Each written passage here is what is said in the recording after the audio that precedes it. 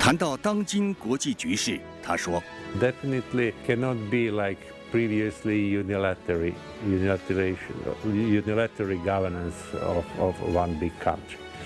Multipolarity is obvious on the scene, and it will develop.” 希望欧洲消除对中国的所谓担忧。他表示 ，China is an excellent partner. I think that it's very important that get away fear on China. 赞赏习近平主席提出的4大全球倡议。他强调 ，I'm sure that it will influence. Those initiatives will influence. 高端访谈专访克罗地亚前总统约西波维奇，敬请收看。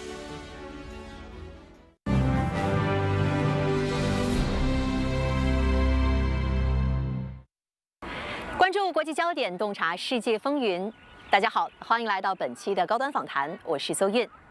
今天我们要对话的嘉宾是克罗地亚前总统伊沃约西波维奇。在地缘冲突加剧、国际秩序受到猛烈冲击的当下，他对于全球治理有怎样的思考？曾到访中国20多次，他对于东方文明和中国文化有怎样独到的见解？对中国的发展变化有哪些深刻的观察呢？今天我们一起在对话中寻找答案。Mr. Yusipovich, thank you for joining us on Leaders Talk today. We know that your first visit to China was in 1990s, over 30 years ago, and you have come back since then for more than 20 times.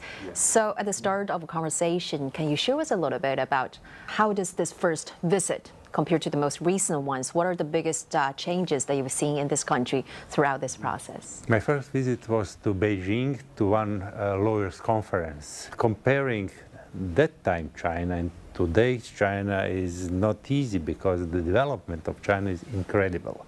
I remember Beijing then and Beijing today. It's so big difference, and it's a good illustration of how China is doing excellent job developing itself. And you've said before that the country has every reason to be proud of its achievements. Definitely. Which part of the achievements that impressed you the most? Oh, it's not easy to answer. There are many areas. So let's start with something that I really love. It's culture. So you have excellent, very old culture.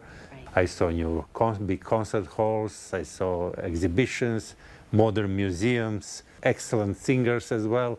But also, of course, technique. Yes. It's incredible. Artificial intelligence, cars, TVs, all kind of equipment. It's really tremendous. And also cities. Now they are very modern, clean, and technically very equipped. Many of them, of course. It's very visible that standard of people is improved during those years. And I think China should be really proud of it.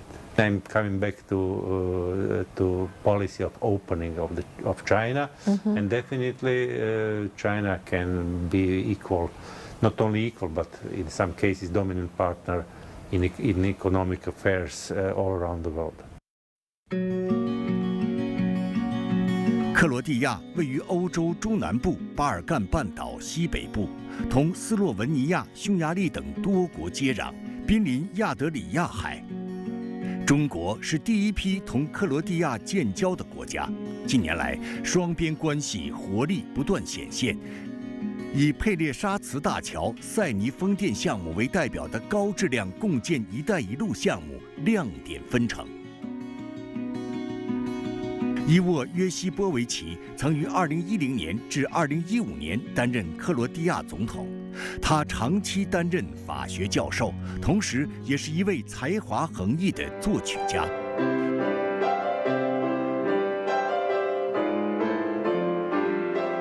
Let's talk a little bit about China-Croatia bilateral relation, because China was among the first countries to establish bilateral relation with Croatia back in 1992.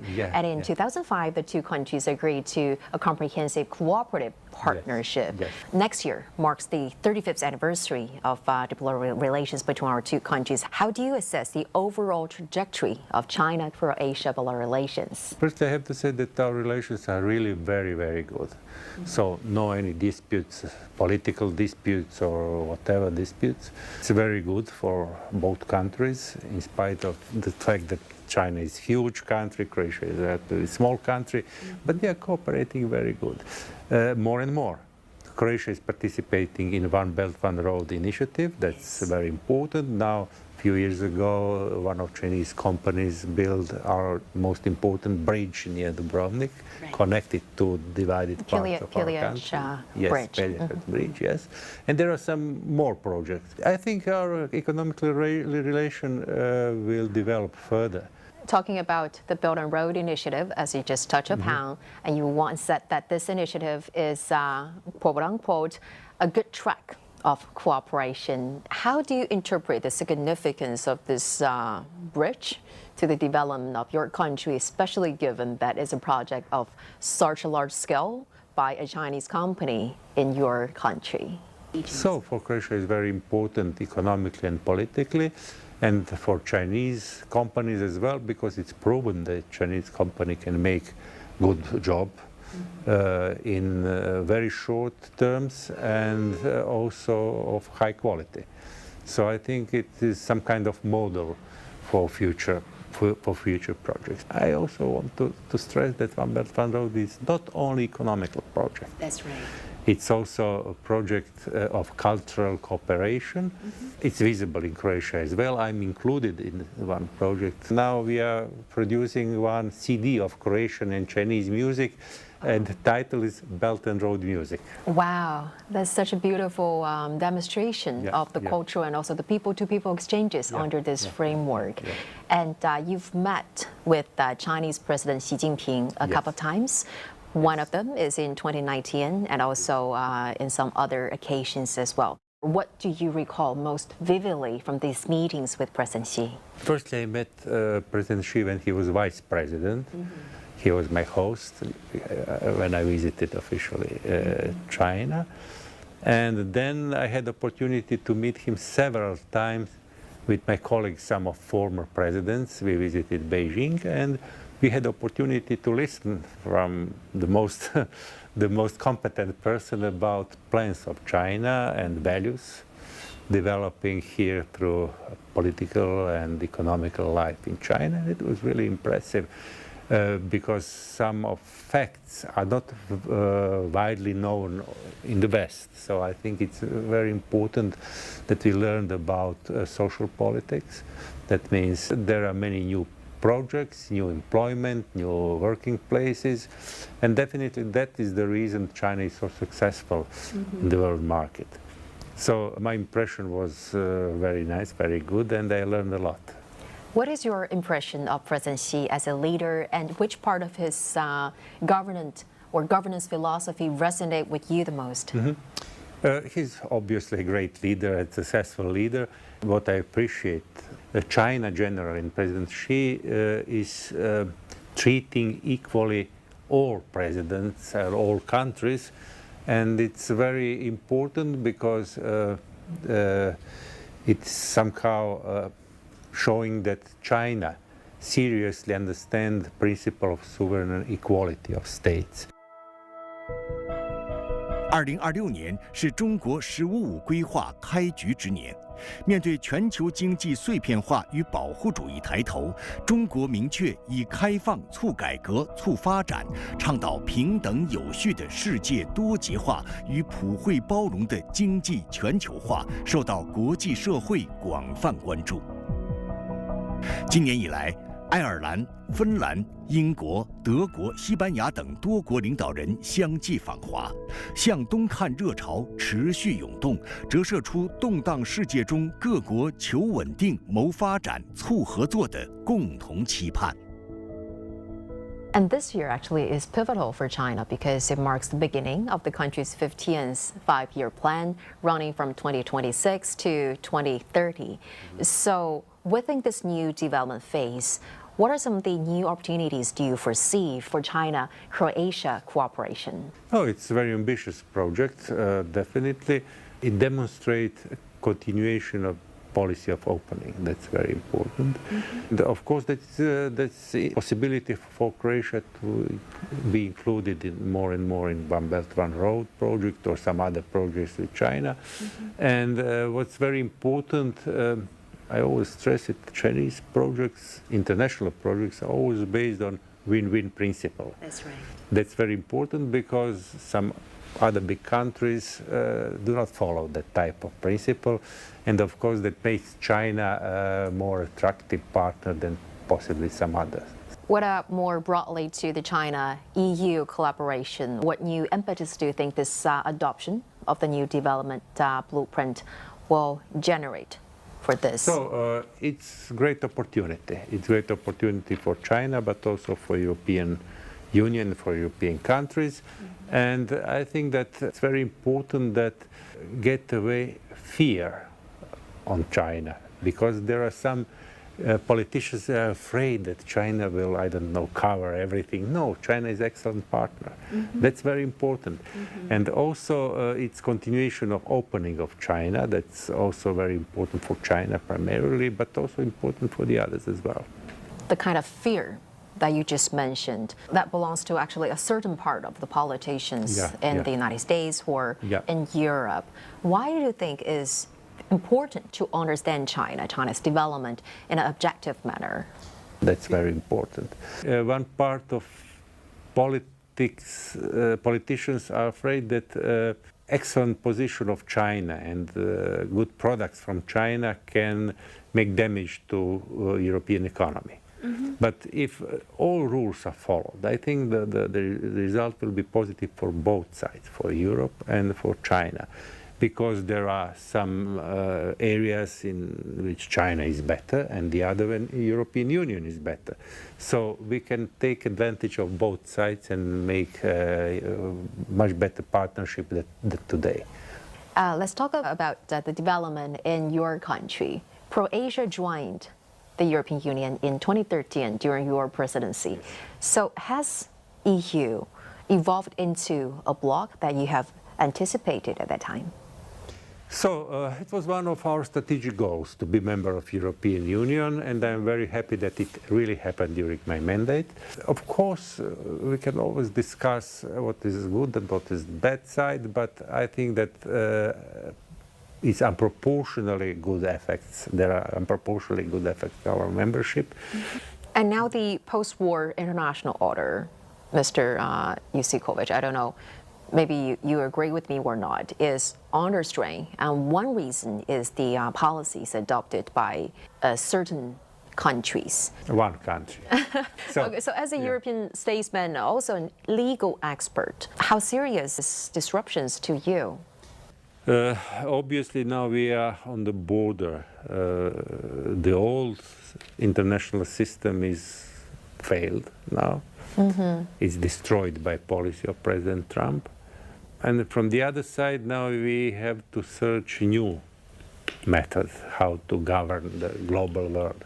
So what's very important is to keep role of United Nations. For me that's very important. Secondly, we have to insist on existing international law, because now more and more, not only U.S. but some other states are breaching international law. It's not breaking international law. It's not good for international order. Definitely, no one can predict what will really happen. The worst scenario will be the Third World War. That's the worst scenario. I hope it will not happen. But the other solutions have to be found, either to impose the role of United Nations with some changements, or to invent something else. I don't know, I'm not so clever to tell you what it should be now, but definitely it cannot be like previously unilateral governance of one big country. Multipolarity is obvious on the scene, and it will develop. I hope that European Union will be entity capable to participate in this multipolarity. But for some other countries it will be really problem, and I think the clear chance for them is philosophy of international law, to be that relation between countries should be strictly driven by international law. And so multipolarity, international organizations and international law were always some kind of shield for smaller countries. How do you assess the role of China in addressing global challenges like this, from regional instability or regional conflicts to economic instability? Firstly, I really appreciate foreign policy of People's Republic of China, because it's peaceful. That's the most important thing. So China is not involved in wars all around, not initiating military coups here or there, and that makes Chinese position as very good international community. So probably that is the reason this initiative by President Xi were very occupying all this media and the interest of wide auditorium. Secondly, China is more and more opening. That's of course interesting. It's of interest for economy, but also for politics, for peace all around the world. And I hope and I support this type of peaceful policy. And I think that it will be very good that some other states also have this type of politics, not to interfere in wars or not to cause wars all around the world. How do you understand the significance of these initiatives, as you just mentioned, the initiative proposed by President Xi, the Global Development Initiative, Global Security Initiative, Global Civilization Initiative, as well as the Global Governance Initiative? How do you see the role of these initiatives in promoting peace and prosperity globally? Definitely I see those initiatives as some kind of continuation of politics in China, and not only in China, connected to United Nations existence and United Nations role in unfortunately previous international global order. And also it's focused to the peace and development. That's very important. All of them are programmatic. That means it's attempt to influence states and politicians all around the world to switch activities more to cooperation, development, especially from climate changes to peace efforts. That means it's a huge scale of proposals, and that's very good. I'm sure that it will influence. Those initiatives will influence, and China is a patient state. If China continues to promote this, not only these proposals by President Xi, but also some other activities, peaceful activities and politics in the world, it will influence a lot the global situation.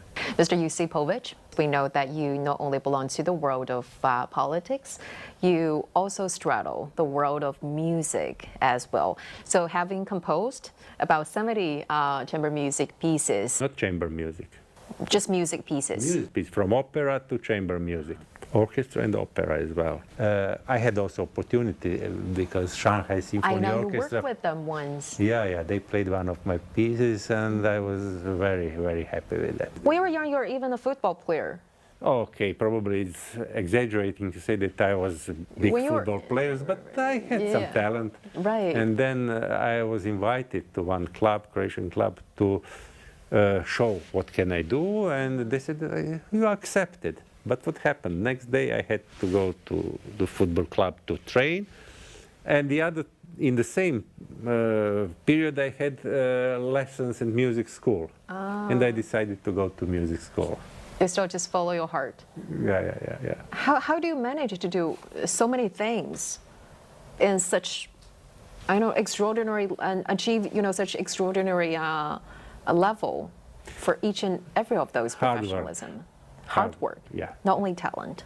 Of course, some talent should be if you are going to be artist or a politician or whatever.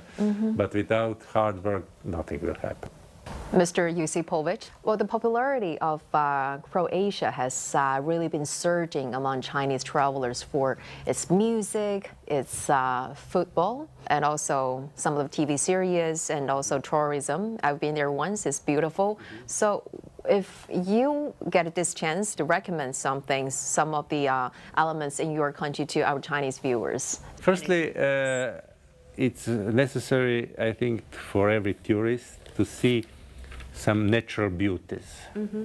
Natural beauties, especially the coast, our beautiful islands, and also not only islands, but also not only coast, but also in the country we have spots like Plitvička jezera, Plitvica lakes. You saw it. I've been there, yes, the national park, yes. It's national park. It's not the only. There is national park Krka. It's not so far away, and also we have beauties on the north in Slavonia as well. And also we have excellent food. Excellent food. I have to say that culture of eating is very different here and in Croatia. It's very different, but it's a beauty to recognize something else, not what you have at home. When I'm in some foreign country, I always order something that's local specialty. For instance, here in China, In China, I yeah, enjoy. like what's your favorite cuisine here in China? Oh, there are many cuisines in China, but one food I admire, it's noodles. Like chicken soup noodles or beef, You broth, put different ingredients and inside. something on the top. Yes. Which part of the Chinese culture that you feel most interested or sophisticated Of course. or most fascinating to you? I will focus on music. Of course, calligraphy. It's something that I admire. I have some calligraphies at my home. Oh, really? And music, I will not refer to classical music, European style. It's okay, I enjoy it. I listen orchestras in Beijing, in Shanghai, but I enjoy traditional orchestra, Chinese instruments. Yeah. And especially these Chinese orchestras are interesting for me playing contemporary music. That's right. Not just folk. They have now kind of a fusion form of ancient musical instrument playing. It's very interesting because it's completely different sound, which I like very much. We have also folk orchestras, but in principle they don't play let's say avant-garde music or whatever. And in China it happens. It happens, and they're excellent musicians. Yeah. That's right. So I enjoy this type of music.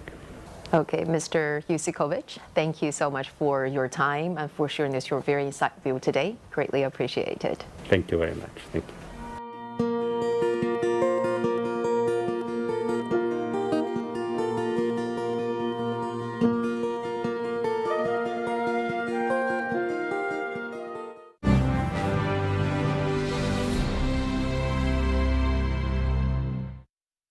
在专访当中，约西波维奇多次表达了对中国哲学和文化的喜爱。他高度评价中国在人工智能、汽车等领域所取得的成就，并且表示希望欧洲消除对中国所谓的担忧，欧中双方应该实现优势互补，建立起更加紧密的伙伴关系。